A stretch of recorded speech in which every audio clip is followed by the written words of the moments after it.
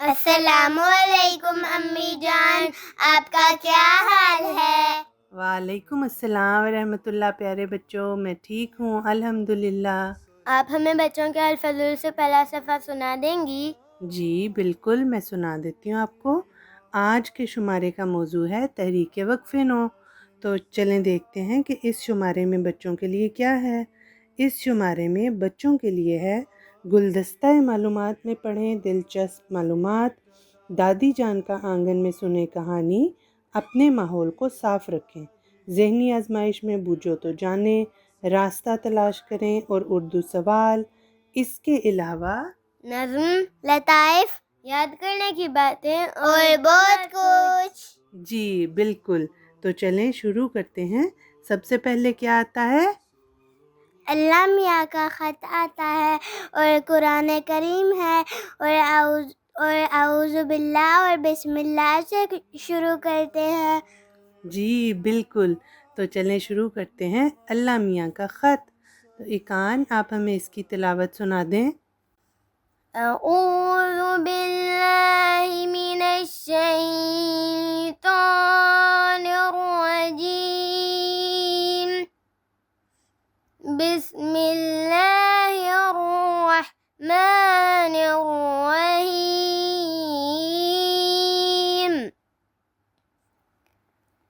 إذ قالت امرأة عمران ربي إني نذرت لك ما في بطني محررا فتقبل مني إنك أنت السميع العليم۔ جزاکم اللہ۔ تو اب میں آپ کو اس کا ترجمہ سنا دیتی ہوں۔ یہ سورۃ آل عمران آیت نمبر 36 ہے اور اس کا ترجمہ ہے: یاد رکھو جب آل عمران کی عورت نے کہا کہ اے میرے رب، جو کچھ میرے پیٹ میں ہے اسے آزاد کر کے میں نے تیری نظر کر دیا ہے، پس تو اسے میری طرف سے جس طرح ہو قبول فرما، یقیناً تو ہی بہت سننے والا اور بہت جاننے والا ہے۔ جی تو بچوں، جیسا کہ میں نے آپ کو بتایا تھا کہ آج کے شمارے کا موضوع ہے تحریک وقف نو۔ تو آپ کو پتہ ہے کہ وقف نو بچے کون ہوتے ہیں؟ جی، جو بڑے ہو کر دین کی خدمت کرتے ہیں۔ جی، یہ تحریک وقف نو حضرت خلیفۃ المسیح الرابع رحمہ اللہ تعالیٰ نے جاری فرمائی تھی، اور اس میں والدین اپنے بچوں کو پیدائش سے پہلے ہی وقف کر دیتے ہیں۔ تو اس آیت میں بھی اللہ تعالیٰ نے یہی بتایا ہے کہ حضرت مریم کی والدہ نے بھی ان کو پیدائش سے پہلے ہی وقف کر دیا تھا، اور دعا کی اس میں کہ اللہ میاں تو اسے میری طرف سے قبول فرمانا۔ ٹھیک ہے بچوں، سمجھ آ گئی ہے؟ جی جزاکم اللہ۔ اس کے بعد سیگمنٹ ہے ہمارے نبی، پیارے پیارے نبی صلی اللہ علیہ وسلم، اور ہمارے پیارے نبی کا نام ہے حضرت محمد مصطفیٰ صلی اللہ علیہ وسلم۔ جی بالکل، یعنی اس شمارے کی حدیث ہے۔ تو چلیں دیکھتے ہیں کہ اس بار کون سی حدیث ہے۔ خدمت دین کا ثواب۔ حضرت عمر بن عبسہ رضی اللہ تعالیٰ عنہ سے روایت ہے کہ رسول اللہ صلی اللہ علیہ وسلم نے فرمایا کہ من شابہ شیبتاً فی سبیل اللہ کانت لہو نوراً یوم القیامت، یعنی جو شخص اللہ تعالیٰ کی راہ میں خدمت کرتے ہوئے بوڑھا ہو جائے گا اس کے لیے قیامت کے دن نور ہوگا۔ جی تو بچوں، اس حدیث سے بھی ہمیں خدمت دین کا ثواب کا پتہ چلتا ہے کہ حضور صلی اللہ علیہ وسلم نے فرمایا کہ جو شخص اللہ تعالیٰ کی راہ میں خدمت کرتے ہوئے بوڑھا ہو جائے گا، یعنی ساری زندگی دین کی خدمت کرے گا، تو اس کے لیے قیامت کے دن نور ہوگا۔ جی تو بچوں، سمجھ آ گئی ہے آپ کو؟ جی جزاکم اللہ۔ جزاکم اللہ۔ اس کے بعد اگلا سیگمنٹ ہے کلام امام علیہ السلام، اور ہمارے امام ہیں حضرت مرزا غلام احمد صاحب قادیانی علیہ السلام۔ آپ مسیح موعود بھی ہیں اور مہدی موعود بھی ہیں۔ جی بالکل، تو چلیں پھر ہم پڑھتے ہیں کلام امام علیہ الصلاۃ والسلام۔ اگر کوئی نجات اور حیات طیبہ کا طلبگار ہے تو اللہ کے لیے اپنی زندگی وقف کرے۔ حضرت مسیح موعود علیہ الصلاۃ والسلام فرماتے ہیں کہ میں اپنا فرض سمجھتا ہوں کہ اپنی جماعت کو وصیت کروں اور یہ بات پہنچا دوں، آئندہ ہر ایک کا اختیار ہے کہ وہ اسے سنے یا نہ سنے، کہ اگر کوئی نجات چاہتا ہے اور حیات طیبہ یا ابدی زندگی کا طلبگار ہے تو وہ اللہ کے لیے اپنی زندگی وقف کرے، اور ہر ایک اس کوشش اور فکر میں لگ جاوے کہ وہ اس درجہ اور مرتبے کو حاصل کرے کہ کہہ سکے کہ میری زندگی، میری موت، میری قربانیاں، میری نمازیں اللہ ہی کے لیے ہیں، اور حضرت ابراہیم علیہ الصلاۃ والسلام کی طرح اس کی روح بول اٹھے اسلمت لرب العالمین۔ جب تک انسان خدا کو کھویا نہیں جاتا، خدا میں ہو کر نہیں مرتا، وہ نئی زندگی پا نہیں سکتا۔ بس تم جو میرے ساتھ تعلق رکھتے ہو، تم دیکھتے ہو کہ خدا کے لیے زندگی کا وقف میں اپنی زندگی کی اصل غرض سمجھتا ہوں۔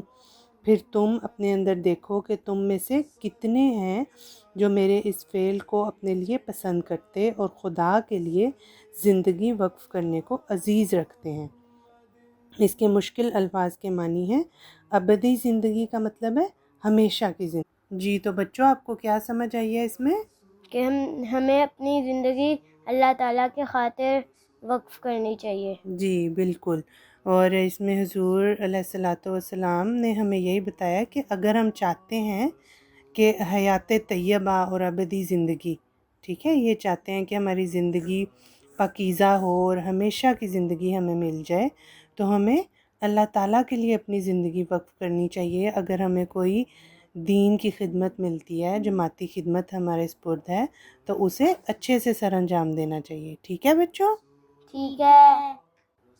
اس کے بعد سیگمنٹ ہے پیارے حضور ایدہ اللہ کی پیاری باتیں، اور ہمارے پیارے حضور کا نام ہے حضرت مرزا مسرور احمد صاحب ایدہ اللہ تعالیٰ بنصر العزیز۔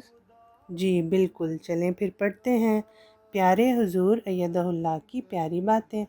واقفین نو اور واقفات نو اسپیشل کیسے بن سکتے ہیں؟ حضرت خلیفۃ المسیح الخامس ایدہ اللہ تعالیٰ بنصرہ العزیز فرماتے ہیں کہ وقفے نو، جیسا کہ میں نے کہا، بڑے اسپیشل ہیں، لیکن اسپیشل ہونے کے لیے ان کو ثابت کرنا ہوگا۔ کیا ثابت کرنا ہوگا؟ کہ وہ خدا تعالیٰ سے تعلق میں دوسروں سے بڑے ہوئے ہیں، تب وہ اسپیشل کہلائیں گے۔ ان میں خوف خدا دوسروں سے زیادہ ہے، تب وہ اسپیشل کہلائیں گے۔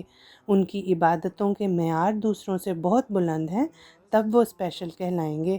وہ فرض نمازوں کے ساتھ نوافل بھی ادا کرنے والے ہیں، تب وہ اسپیشل کہلائیں گے۔ ان کے عمومی اخلاق کا معیار انتہائی اعلیٰ درجے کا ہے۔ یہ ایک نشانی ہے اسپیشل ہونے کی۔ ان کی بول چال، بات چیت میں دوسروں کے مقابلے میں بہت فرق ہے۔ واضح پتہ لگتا ہے کہ خالص تربیت یافتہ اور دین کو دنیا پر ہر حالت میں مقدم کرنے والا شخص ہے، تب اسپیشل ہوں گے۔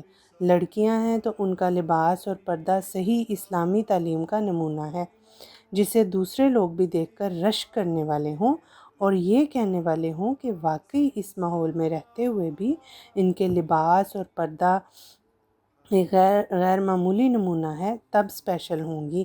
لڑکے ہیں تو ان کی نظریں حیا کی وجہ سے نیچے جھکی ہوئی ہوں، نہ کہ ادھر ادھر غلط کاموں کی طرف دیکھنے والی، تب اسپیشل ہوں گے۔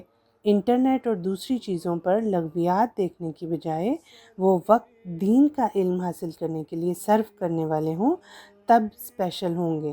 لڑکوں کے حلیے دوسروں سے انہیں ممتاز کرنے والے ہوں، یعنی ان میں فرق پتہ چلے، تو تب اسپیشل ہوں گے۔ وقفے نو لڑکے اور لڑکیاں روزانہ قرآن کریم کی تلاوت کرنے والے اور اس کے احکامات کی تلاش کر کے اس پر عمل کرنے والے ہوں گے، تو پھر اسپیشل کہلا سکتے ہیں۔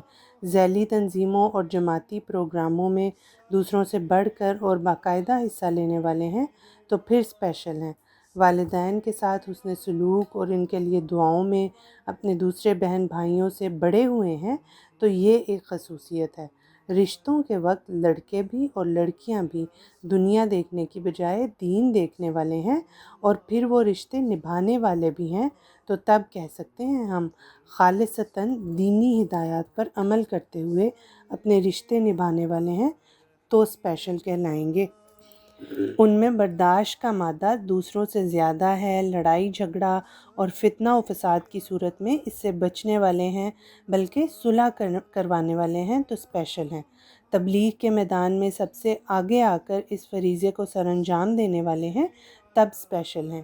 خلافت کی اطاعت اور اس کے فیصلوں پر عمل میں صف اول میں ہیں تو اسپیشل ہیں۔ دوسروں سے زیادہ سخت جان اور قربانیاں کرنے والے ہیں تو بالکل اسپیشل ہیں۔ عاجزی اور بے نفسی میں سب سے بڑے ہوئے ہیں۔ تکبر سے نفرت اور اس کے خلاف جہاد کرنے والے ہیں تو بڑے اسپیشل ہیں۔ MTA پر میرے خطبے سننے والے اور میرے ہر پروگرام کو دیکھنے والے ہیں تاکہ ان کو رہنمائی ملتی رہے تو بڑے اسپیشل ہیں۔ اگر تو یہ باتیں اور تمام وہ باتیں جو اللہ تعالیٰ کو پسند ہیں یہ سب کرنے والے ہیں، اور وہ تمام باتیں جو اللہ تعالیٰ کو ناپسند ہیں اور ان سے اس نے روکا ہے اس سے رکنے والے ہیں تو یقیناً اسپیشل، بلکہ بہت اسپیشل ہیں، ورنہ آپ میں اور دوسروں میں کوئی فرق نہیں۔ جی تو بچوں، آپ کو کیا سمجھ آئی؟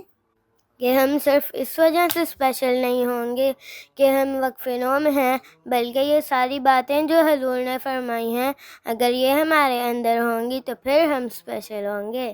جی بالکل، شاباش، آپ نے تو بڑا اچھا بتایا ہے، اور اللہ کرے کہ ہم سب ان باتوں پر عمل کرنے والے ہوں۔ آمین۔ اس کے بعد ایک بچوں کی نظم آتی ہے نا ماما؟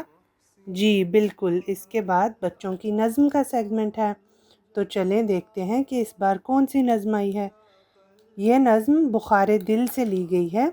الہی مجھے سیدھا رستہ دکھا دے، الہی مجھے سیدھا رستہ دکھا دے، میری زندگی پاک و طیب بنا دے، مجھے دین و دنیا کی خوبی عطا کر، ہر ایک درد اور دکھ سے مجھ کو شفا دے، زباں پر میری جھوٹ آئے نہ ہرگز، کچھ ایسا سبق راستی کا پڑھا دے، گناہوں سے نفرت بدی سے عداوت، ہمیشہ رہیں دل میں اچھے ارادے، ہر ایک کی کروں خدمت اور خیر خواہی، جو دیکھے وہ خوش ہو کے مجھ کو دعا دے، بڑوں کا ادب اور چھوٹوں پہ شفقت، سراسر محبت کی پتلی بنا دے، بنوں نیک اور دوسروں کو بناؤں، مجھے دین کا علم اتنا سکھا دے۔ جی تو بچوں، یہ نظم حضرت ڈاکٹر میر محمد اسماعیل صاحب کی ہے، اور یہ دعائیہ نظم بہت ہی پیاری نظم ہے۔ اس میں انہوں نے دعائیں بتائی ہیں ہمیں کہ ہم گناہوں سے ہمیں نفرت ہو اور ہر ایک کی میں خدمت کروں، بڑوں کا ادب اور چھوٹوں پہ شفقت۔ ٹھیک ہے، تو کیسی لگی آپ کو یہ نظم؟ بہت اچھی، جزاکم اللہ۔ جزاکم اللہ۔ تو یہ تھا بچوں کے الفضل کا پہلا صفحہ۔